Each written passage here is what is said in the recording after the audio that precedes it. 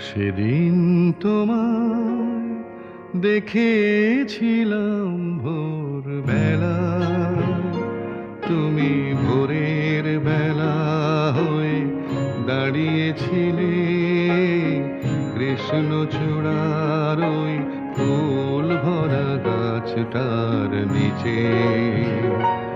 আমি কৃষ্ণচূড়ার সেই স্বপ্নকে আহা দু চোখ ভরে দেখে নিলাম। সেদিন তোমায় দেখেছিলাম ভোরবেলা। হুম হুম হুম হুম হুম হুম হুম।